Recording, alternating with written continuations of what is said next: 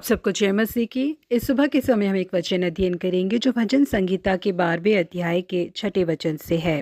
परमेश्वर का वचन पवित्र है, उस चांदी के समान जो भट्टी में मिट्टी पर ताई गई और 7 बार निर्मल की गई हो। डीएल मूडी अपने निजी जीवन में घटी एक घटना का वर्ण अक्सर किया करते थे। उनसे कई लोग पवित्र शास्त्र के बारे में कुछ इस तरह से पूछा करते थे, डीएल मूडी, आप इस पवित्र शास्त्र को रखकर क्या करते हैं? जिसके लिए उनका जवाब होता था, मैं इसे रखकर कुछ नहीं करता। जब उनसे ये पूछा जाता था कि आप इसे कैसे समझ लेते हैं, तो डीएल मूडी का जवाब होता था कि मैं इसे नहीं समझता। जिसके लिए लोगों ने पूछा, क्या आप अपने पवित्र शास्त्र पर विश्वास नहीं करते? जिसके लिए फौरन डीएल मूडी ने जवाब दिया कि मैं अपने पवित्र शास्त्र पर पूरा विश्वास करता हूँ। जिसके लिए उन लोगों ने पूछा, जो चीजें आपको समझ नहीं आती है, आप उन पे विश्वास नहीं करते, तो आप पवित्र शास्त्र पे कैसे विश्वास करते हैं? जिसके लिए डीएल मूडी ने कहा कि बेहद मुश्किल गणित के हिसाब को मैं नहीं जानता, इसका मतलब ये नहीं है कि वो है ही नहीं करके मैं कहूँ। खगोल विज्ञान में भी कई चीजें ऐसी है जो मुझे बिल्कुल समझ ही नहीं आती, तो क्या इसका मतलब ये है कि मैं कहूँ कि ऐसा कुछ है ही नहीं? भले ही वो चीजें मुझे समझ नहीं आती, लेकिन वो सच है करके मैं उस पर विश्वास करता हूँ।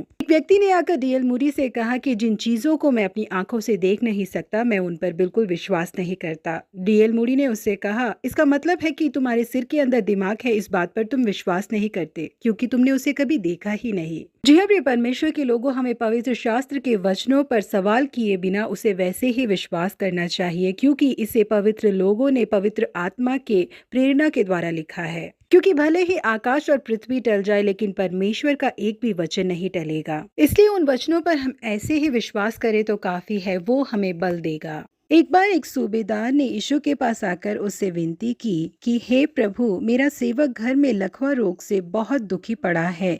यीशु ने उससे कहा, मैं आकर उसे चंगा करूंगा। सूबेदार ने उत्तर दिया, हे प्रभु, मैं इस योग्य नहीं कि तू मेरी छत तले आए, परंतु केवल मुख से कह दे तो मेरा सेवक चंगा हो जाएगा।